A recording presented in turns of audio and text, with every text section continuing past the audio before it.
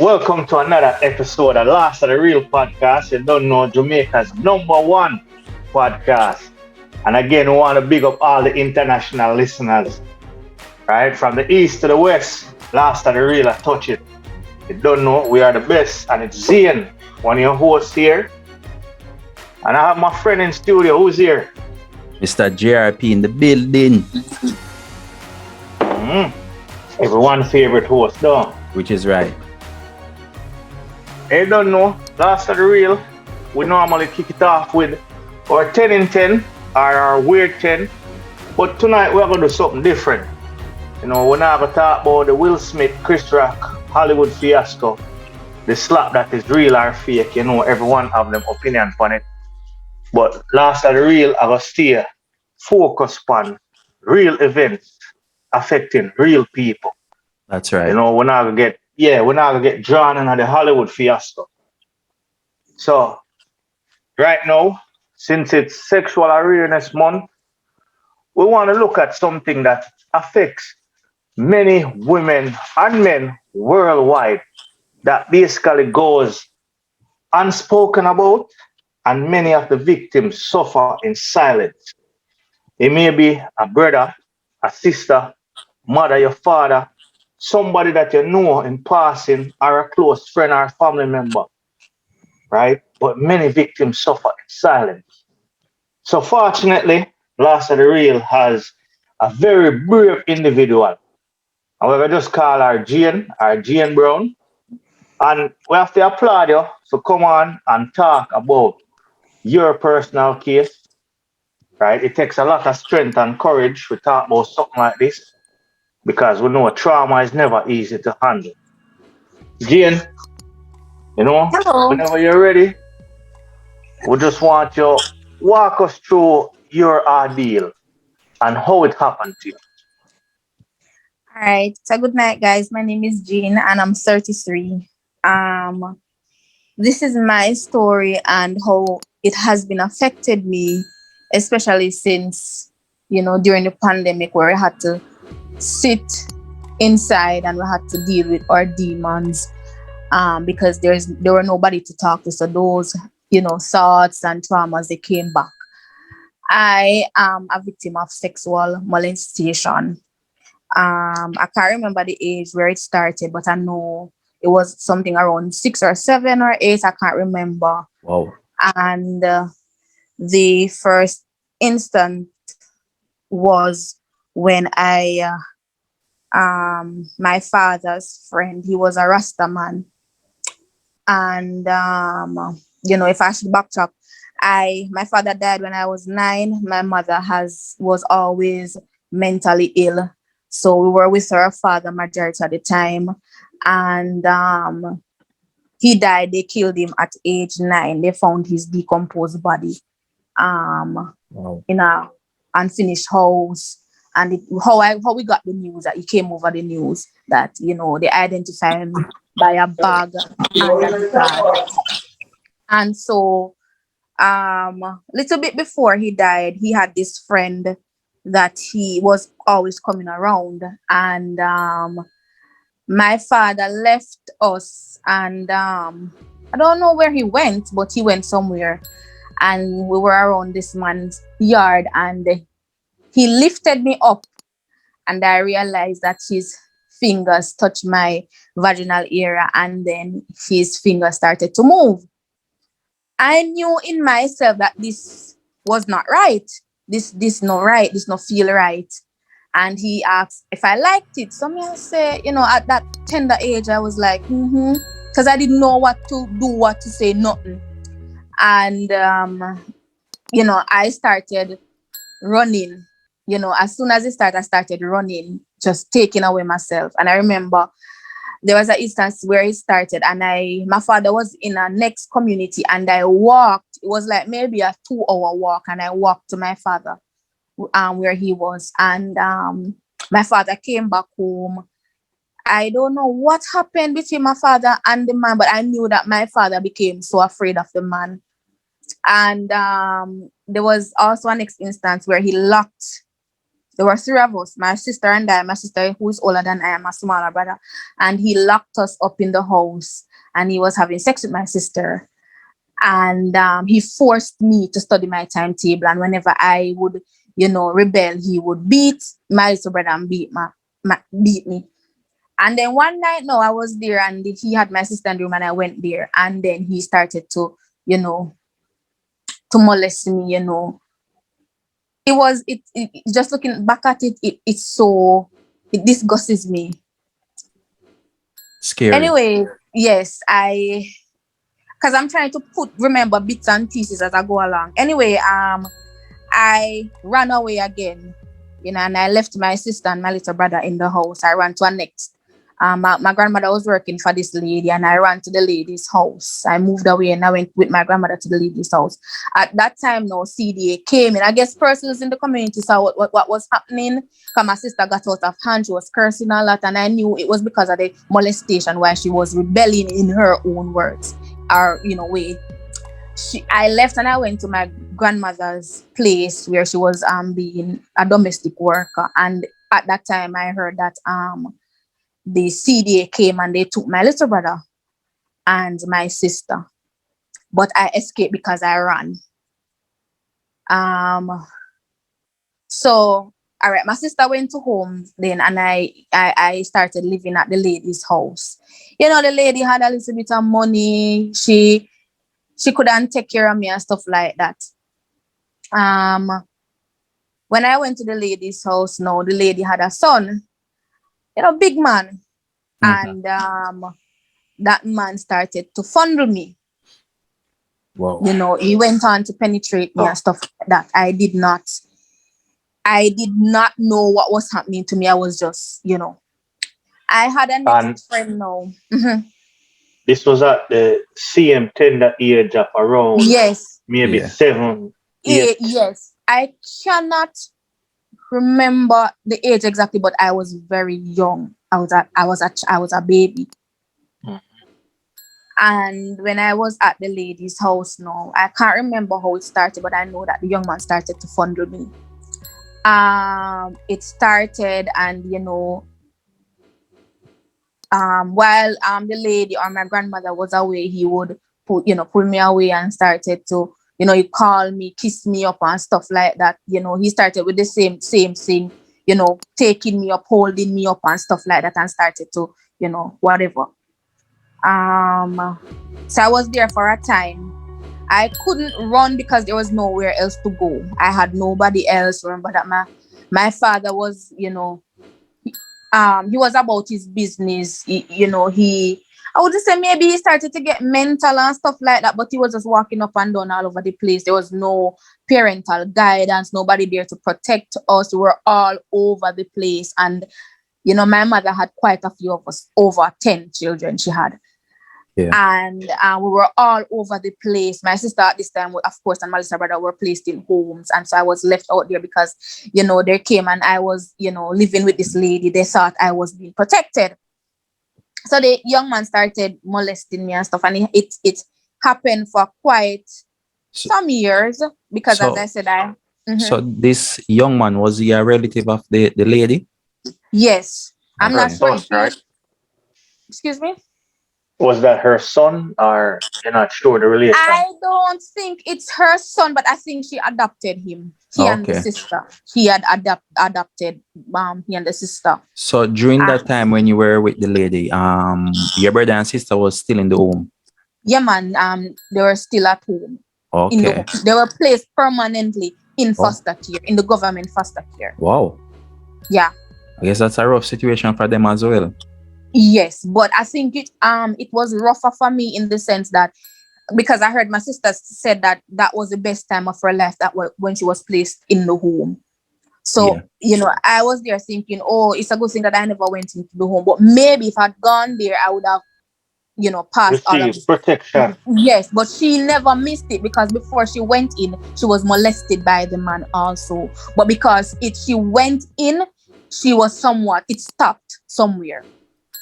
So Jane, let me ask you something before you continue. Right? We know the first incident the guy you said fondled you. So basically, kind of assault. Yeah. But second, the second one, right? When you were Mhm. living with this lady, you Mhm. said he penetrated you. Yes. So that was He like with, tried. He tried. But as a baby, not it's not gonna nothing not go because not I'm so a easy. child. Yeah, Yeah, I'm yeah. a child. Yeah. Because that's what I was gonna say. No, no, you Yeah. basically been through the assault and the rape. Yeah. Sick bastard. Yeah. There's many. And Continue. yeah, so that was the second the young man. So it went on for some time. I remember, I don't know if it's trauma, but I remember I started wetting the bed. Mm-hmm. Wetting the bed, and I couldn't, like, every single night, because what the lady did, she used to put me on the floor in her room to sleep because I was wetting the bed so badly. And she used to spread the what you call it, plastic, and Like then put plastic. sheet on it. Mm-hmm. Yes, and put Mhm. sheet on it, and I had to sleep on it because I was wetting the bed so And she badly.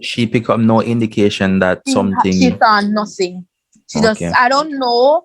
And just talking about it right now, I said it to one of my friends that I started wetting the bed, and I did not know why I was wetting the bed. But I realized, no, it was because of trauma. But No, continue. Ask a question. I have a question. Did you? I know it was a young age, Mm-hmm. but and basically there was no parents to run to. Mm-hmm.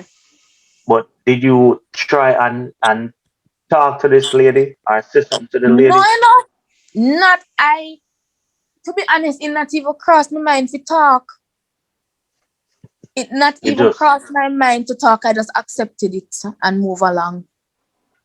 You see, sometimes I think I accepted it and I started to like it because it felt normal to me. No. yeah, you normalize it. Yes. I did not know what to make of the situation. I but I know it was wrong. And Remember, this is a case where, because of not having any parents, I used to go to school barefooted. I used to wake up out of the bed with pee running down my leg. And I used to just wake up and put on my uniform and just go to school barefooted. you know the greatest thing though, Jane, the Father guide and protect you. You know, even though you go through all of that trauma, look at you now. Yeah, You you're know? here. You're here. Yeah, And look at you now. You know, them say him never give a man more than what him can bear. The Father know you're strong enough to take who you take and come out at the other side smiling, right? You see, one of my favorite movies of all time, Shawshank Redemption. Classic. And yeah, a lot of people think it's boring and it's this and that. But if you think that movie is boring, I'm sorry, your IQ limited. But that scene where Andy Dufresne crawled through, I think it was 3 football fields of shit, which is 300 yards of shit, and come out on the other side smiling, it remind me of your story, Jane. And yeah, I tell you, after all that trauma, you're here to share it with us and hopefully can help somebody yeah. that's experiencing the same thing find some strength to go through them ordeal. I hope, because it has destroyed me so much. You would even understand. So continuing now. So I had this friend, this friend, bad girl in our community. Look, I would even consider her as a bad girl because people go through what they go through and we don't know why they do what they do when they do it. So she was sexually active at the time, and she introduced me to this other man, big old man. And when I went around to his house, they were having sex in front of me. Oh, And the man gave us food. The man was giving us food. And she said, come, he give me food. And me get up and me go.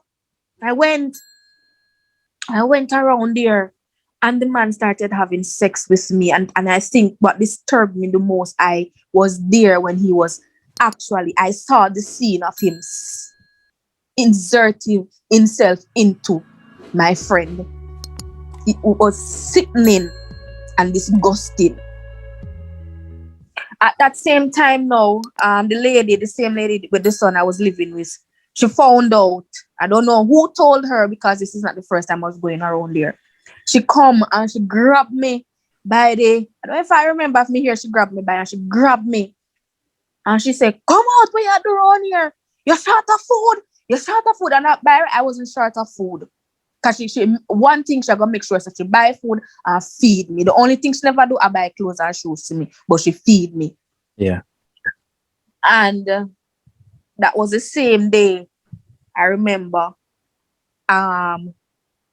they were looking for me because somebody, my own relative, my father's own relative, tied up my father in the middle of the square and beat him because of the same friend that molested us.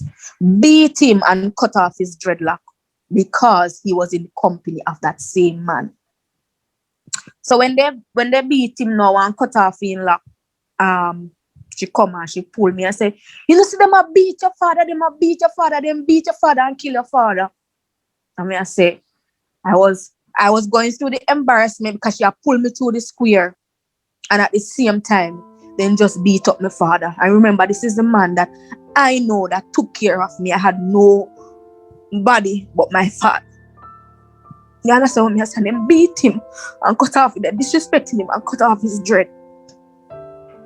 And you know. Yeah, man, just take your time. Yeah, man. Hey, you see the episode of our family. Yeah. You see who she said tie up our father. Family. Very own family, you know. And they did, you know why they beat him? The same relative, over. I don't know what they did to the house. It was a board house. And I don't know if a shortage or voucher, whatever they call it, with electricity. And the house burned down with the stuff. And because of the company, the same man, they said I'm my father, and the man burned down the place. And because they couldn't catch the man, they catch my father and type up and beat him, brother. You know, and I was there and I couldn't take what was happening, the embarrassment that happened with the lady as she grabbed me to the scare. And I ran away because my mom, she came, even though she was mental, she got pregnant because people still have sex with her. And she got pregnant with my brother now, who is, 20-something. And I went to my mom, and being that my mom is so, mental, me stay with her for a couple of weeks, and by the time I look at my mother, want me just see my mother get up one day and just start beat me out of my sleep, beat me. And I say, what you lick me for?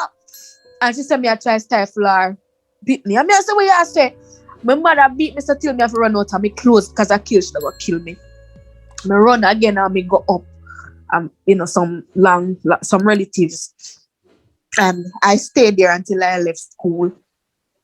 And let me tell you something. And that's what, high school? That was when I left high school. Very, it was a good high school because I wasn't that bad. Educational wise, I wasn't that bad.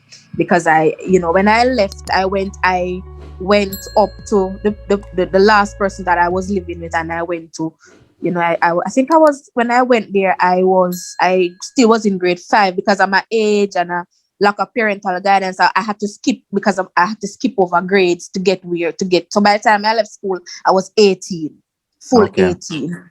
So I went through, primary and junior high, and junior high was now where I was being recognized.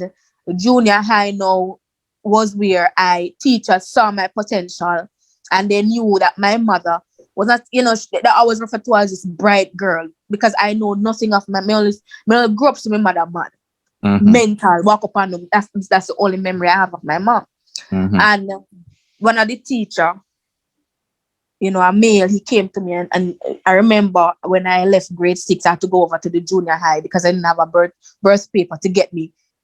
Even though I think it was common entrance at the time, and when I took it, it went into GSAT. So when I went over to the junior high side, that was how I was redeemed, because teachers, the primary school teachers, they were looking down on me because, they would say, oh, you're dunce like, they talk down to you. And when I went over to the junior high part now, that was where I was being recognized. And the teacher made the other day, he said to me, "You were my project. You and your brother were my project."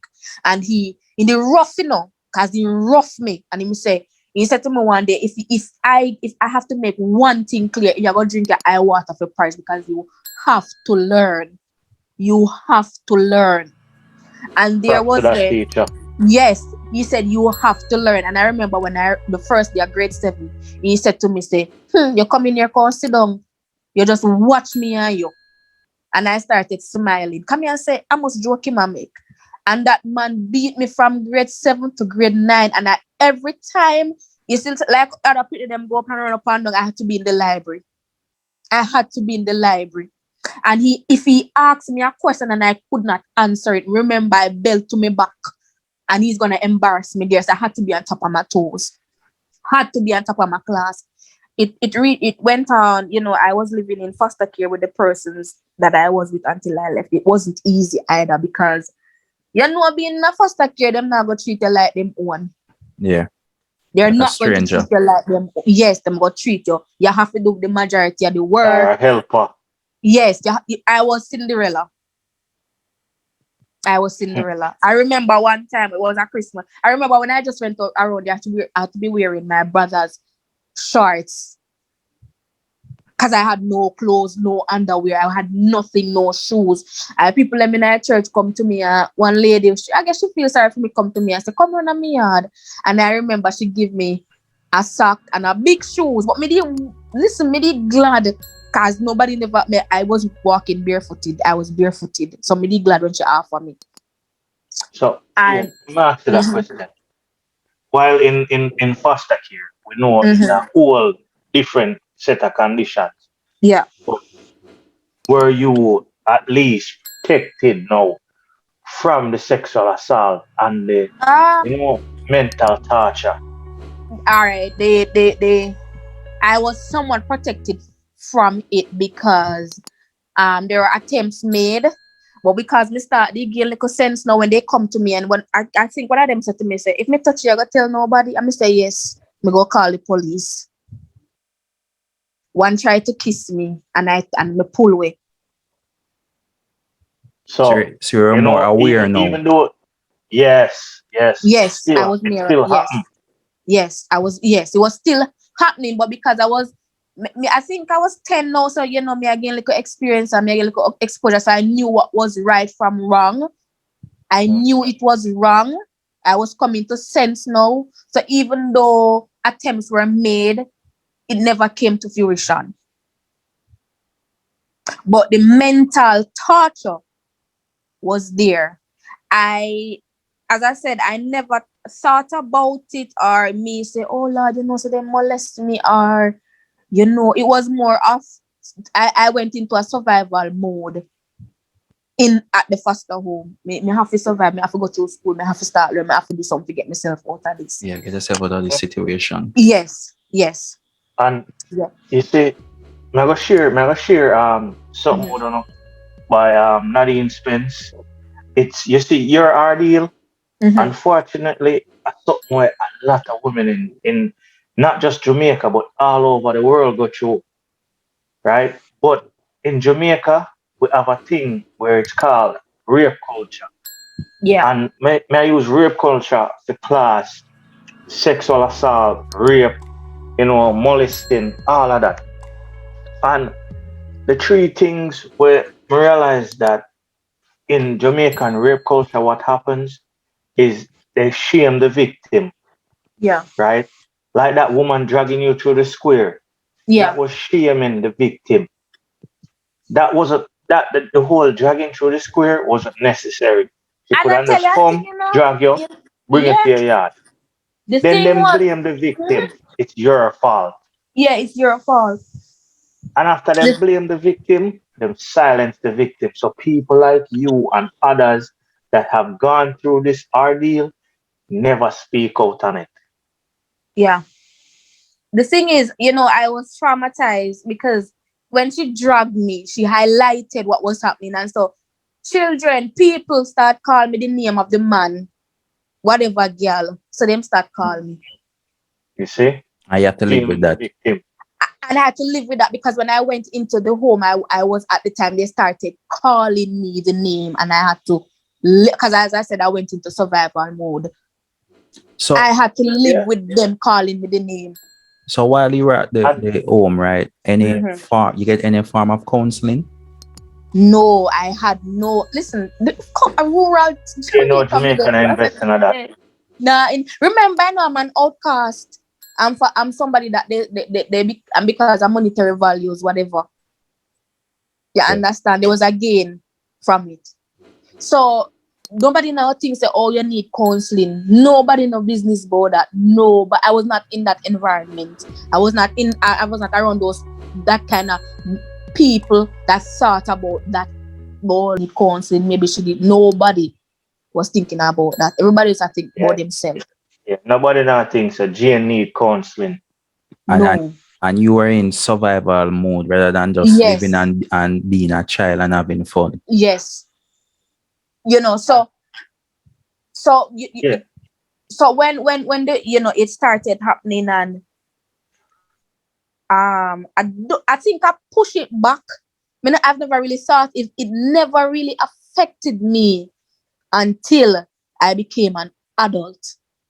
And when I say it's when I became an adult, yes, I was more affected by what they said to me, how they treated me, rather than by the molestation. The reason why it came up and I had to talk about it and it started affecting me was because my spouse and I were going through something, and he said, you need counseling. Yeah. And I went to the counselor. That was my first experience with a professional. That was my first experience talking to a professional about it. And when I was so bitter, I remember I was so bitter. I'm going there and I was like, listen to me. Anything you want to make you do, me not care. And I was like that. And when we were talking about the trauma, why we bring traumas into the relationship. And he said to me, I remember he asked me the question, he said, what happened in your childhood that is leading you to be so bitter? Why are you so bitter? And I came home, because when he asked me the question, I could not answer.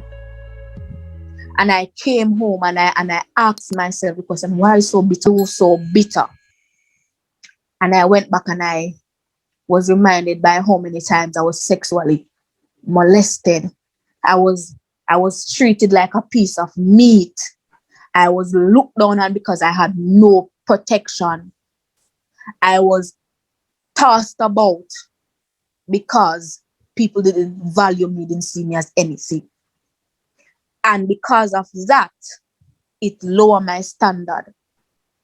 It made me choose the worst type of partners. It made me seek validations from every and anybody. It made me had to fight until the age of 32, because 32 was when I got counseling. And it was at 32 that I started to value myself as an adult. That's a long fight, Exactly. I never saw myself as anything good in this life. It was when my now spouse came into my life, and I was thinking about, all I know, I wanted a child because I felt empty over the years. I felt so empty. At one point, I was saying I have nothing to live for because there was just this empty feeling looming over me. There was no love, nobody to love me. And so I looked for love in the form of men. I looked for a father. The wrong set of men. Yes, I looked for a father figure in men. As soon as me and them go in a relationship, I just want them to love me, to just love me and accept me. And I started to love them for the wrong reason. So your validation is based on their love for you. Yes. We became that. I remember when my spouse, the guy I'm talking, my fiance now that I'm talking, and when I was first talking, I was head over heels in love with him. But I know I wasn't getting back that type of love. And I said I kept on fighting for it. And I said, I was afraid of him leaving. And I would cry and beg for him not to leave. Please don't leave me. I can't do without you. I became so, what's the word? Vulnerable. I became dependent on his love. And, me I got dead if you leave me. It's like I became psychotic then, like, as me start scream, I said, no, sir. No. And something happened. It was my fault, but it happened, and I'm glad it happened. I cheated. I'm going to be honest. I cheated. And when I cheated, it destroyed the whole basis of the relationship. And, he was devastated. He wanted to leave. And, no, you have to fight for this relationship. But it looks like the fight successful. Wanna work it out though. Yeah, man. The thing is, but it was like that was the reason why we even ended up to counseling, because it was a tug of war. It was a fight. It was a fight around the time. I said, listen, leave. I can't take it anymore. Leave. And even though I listen, if I walk through the door, I probably drop down, come in and want to leave what may I say. And after counseling, I said to him, I said, listen, I'm depending too much on you for my life to continue. I said, I know what I did was wrong, but go. And that was when I started to find my value, believe it or not. That was when I started to see myself as a strong Black woman. That was when I started to love myself, because I saw that I was at the blink of losing him and losing my soul and my sanity at the same time. And I started to look at myself and I said, listen to me now. You have to value yourself, because you cannot be so dependent on a man in order to carry on your life. No. And I had to go back to my childhood to see what was. Yes, because I cannot address something that I don't know the root. What is the problem? Yeah, the root cause. I have to find the source. Yeah, I had to find the source. So I went back to my child and I realized that it was because of the whole molestation. Because of it, I had no confidence. They took away my confidence. I did not see myself worthy. Took away your innocence. Yes, I had no self-esteem because of it. I expected people to just love me, and I had this high expectation of people. Oh, because me do this, then fi do it. No.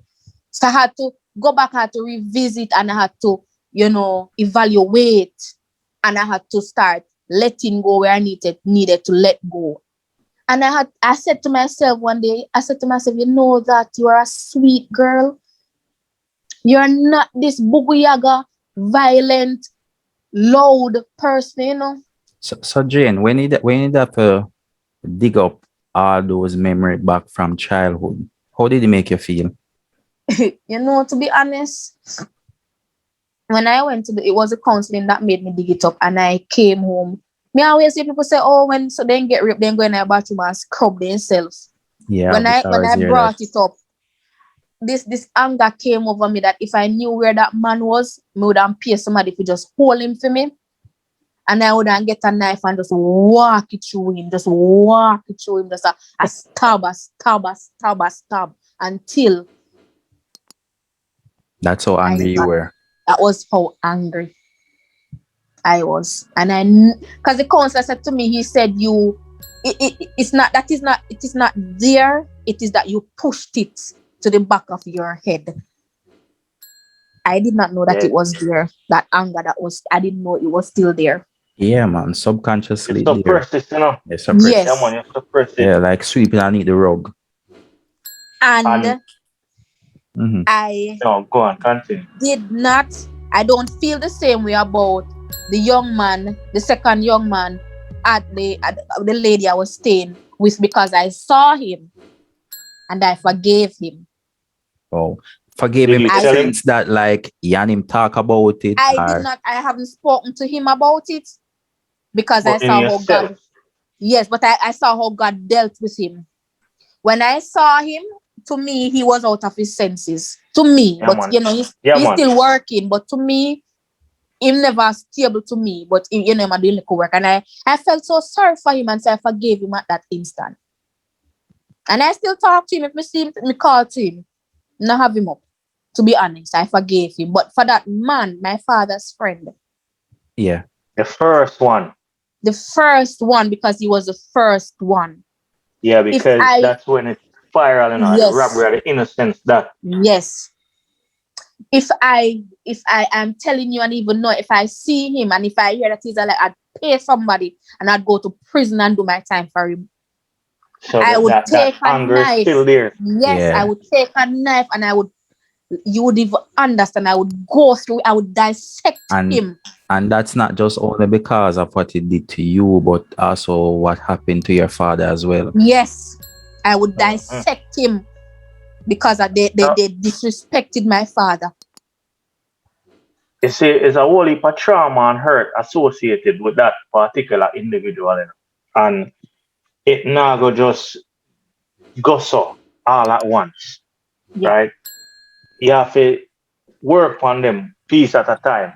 And the worst thing is, Jane, especially where the whole rape and sexual assault thing is Mhm. concerned, majority of people that go through it at the hands of somebody they know. Yeah.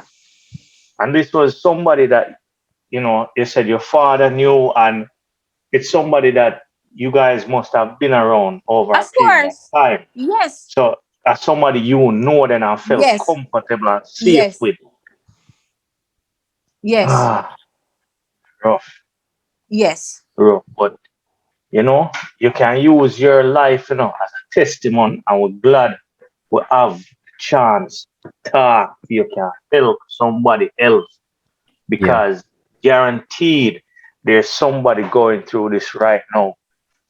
And you see, the worst thing, is people may listen to this and say, so why you never tell somebody or why you never go to the police or, That's the thing. You know, people are gonna say this, but when we talk, how many persons listen? Remember, I know I had no parents. I had no Exactly. parental guide. Nobody business with you. When I tell somebody no, and where do I go? Who's gonna take me up? Especially as a Who? child. As a child, who's gonna take? We are the pity party of the community. Everybody look But down upon say like say a smart lady where we always walk up and down. yeah, Lord, they're nice, see. But apart from that, nobody's gonna take us up. If Yeah. it no. was not, if it was not for that one teacher who started it, who saw potential in me, I would have been dead today. I would have And been dead today. And I want to say something.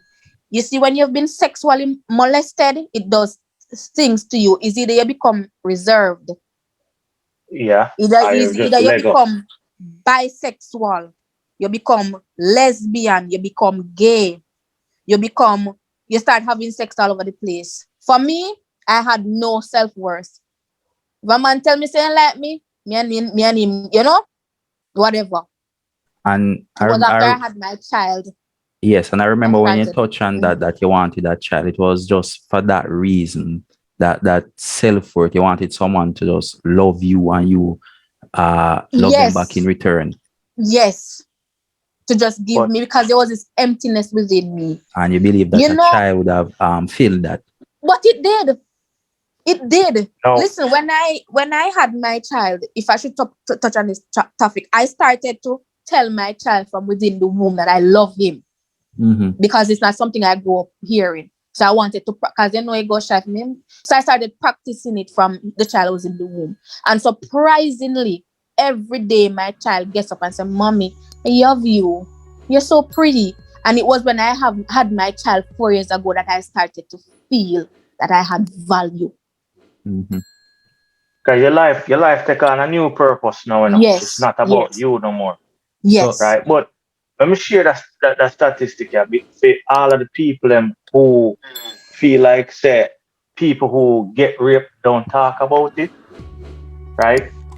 According to the JCF, between 2011 and 2020, 6,573 acts of rapes were reported, and out of that number, only 3,254 have been cleared up. Approximately half, right? Mhm. Only half have been cleared up. Yep. So people do report these things, and it But takes nothing a comes lot out. of strength. Mhm. Exactly. So It takes a Jane, lot of strength. like how you have this horrible childhood experience, I guess you're overly protective of your child, right? Yes, I don't leave in. John, I don't leave him, but I don't. It's not. I'm not overly protective. I observe a lot, Yeah. and I don't say. I just watch his reaction. If I send him, I only allow his grandfather, because the only person that takes care of him is his grandfather. I allow one person at a time to take care of my child. I don't have him to go here, and there, everywhere. And I watch his reaction when he comes back home. I study him, and then I allow him to be outspoken. So when he'll talk to me, and he'll come, and there I allow him to get comfortable. And when he gets comfortable, he'll talk. Mm-hmm. So I would say, son, how was your day today? And he say, mommy, I had a good day. And I say, how was your day at grandpa? And he would say, grandpa did this and grandpa did that. And because he's very intelligent, so he'll talk to me what happened. Nice. So if something happens, I know. So So now my as it question relates is to here. your All right, go mommy, on, please. is she still around? No, No, man. they found my mom decomposed body in a river. Wow, sorry to hear. 2019, yeah. I think they raped her and threw her in there. So it was both parents. Tragically, yeah. Yes. Mhm. Violently. Yeah. Yeah. Now, my question is, not to you, just you, Jane, but, Mm. to you, my friend, being parents, how would you react if your child comes and says, hey, mommy, daddy, this happened to me, right? This person that you left me with touched me in that particular way. How would we react? Let me hear Jane first, Carl. Why you don't do that? For me, I kill. Especially that And he's I can understand. I yeah. can And understand. I say it unapologetically. I would destroy somebody's life, because, and I say this because my friend and I were having a discussion about a man who was molested. And because he was molested, he's married. Even though he's married with children, he is confused because he still likes men. And I do not want my son to be confused in that way because of what somebody did. I Right. will You want murder his choice somebody. is his choice. You don't Yes, want his nobody choice. to. I don't want nobody alter his decision. So I Yeah. would kill somebody. And especially after what you've been through, I Yes. can totally understand that. So now But with the counseling and stuff like that, how is your mindset now, Jane? It's a constant battle, even more so than ever, because trauma is not something that is healed in a day. Trauma it's for me, I think it's a lifelong thing where you have to be mindful each and every day where you wake up, your environment, what triggers you.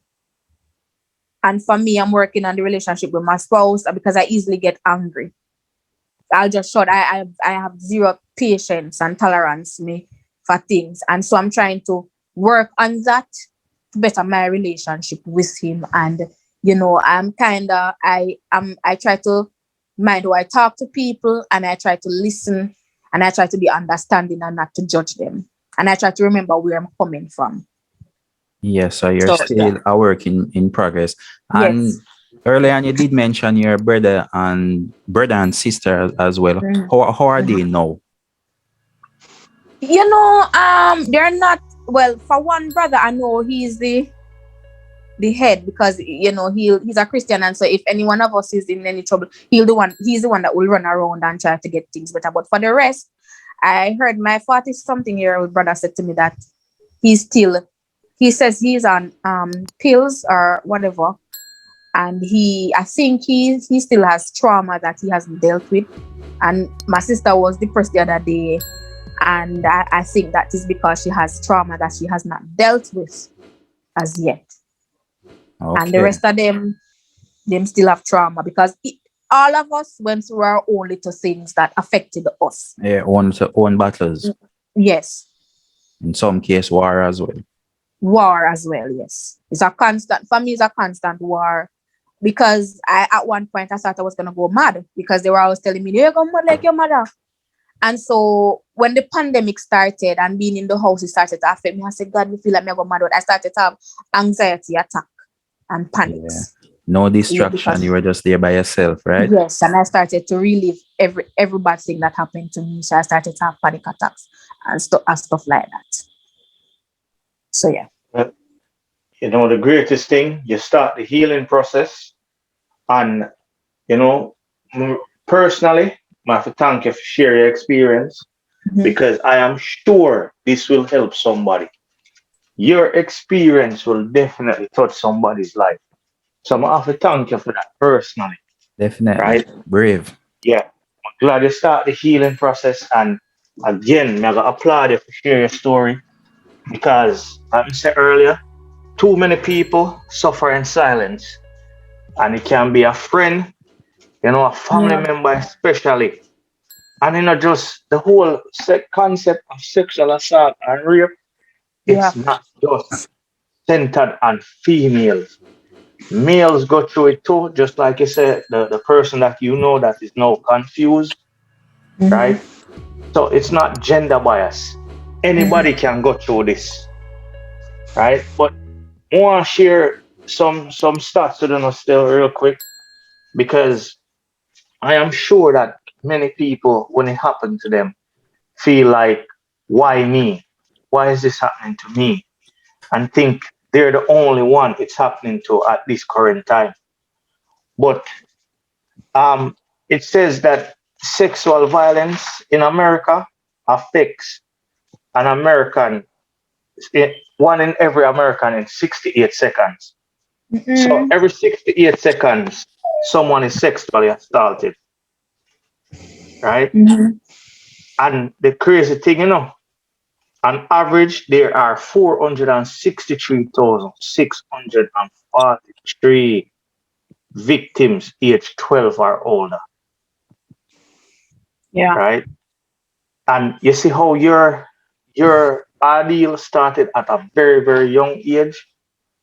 Right? It says that young people are at the highest risk of sexual violence and assault.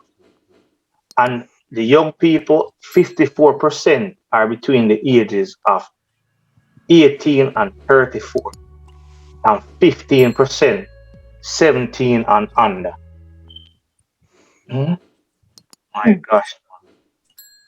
Yeah. So, Jane, bro, before we sign out of here, any final words? I mean, credit to your fiance. Not only just credit, but big up to him for definitely being that strength beside you as well. So if you have any final words or any big up you want to give anyone, you can just go ahead now. I must commend my spouse because one of the things he said to me, he said, I am going to ensure that I get you the help that you need. And he said, I know you have problems with being patient. And I do things that makes you uncomfortable so you can see where you're going wrong. And I laughed and I said, thank you very much for being so under, because he's such a calm and gentle soul. Yeah. And for persons who have been affected, you don't have to come up to talk if you don't feel like, but ensure that you get the necessary help. These are things that you take with you into your life's journey. And in order for you to become a better person, a better version of yourself, you have to get healing. Or else you'll be stuck for the rest of your life and always questioning yourself, your self-worth, and your value, your character. Irrespective of what happens to you, it was not your fault. It's not like you're not worthy. You are worthy. Use this as a tool. Don't waste your pain. Go write a book. Go out there. Put yourself out there. Don't let this stop you. It is not your fault. That's all I want to tell somebody. And just to pick up from what you said, Jane, I like that. It is not your fault. Because, rape and sexual assault happens in many cases. Mm-hmm. Many cases. It might not just be from somebody that you know, but somebody that you don't know. It's not your fault, right? Like I said, seek the help, but also don't be afraid to report it. Yeah. Don't be afraid to feel like, no, they're going to shun me or they're going to judge me. I'm in this by myself. You're not in it by yourself, right? There's someone that is going through the same ordeal that you are at this very point. And for parents or people, when someone comes up and says, hey, I was raped or sexually assaulted, more times than not, there's validity to their story. Yeah. So don't judge, but listen, right? Sometimes they don't even want you to say anything, just a listening ear, right? But Jane, I must thank you. I hope this can help somebody and they can learn from your ordeal. Because I don't want to use the word experience, because that's not. It's an ordeal. You know what I mean? Yeah. Yeah. But thank you again, Jane. It was my pleasure. Thank you too. Yeah, man, Thank you very definitely much. big up for coming on. Yeah. All right. Thank you very much. No problem.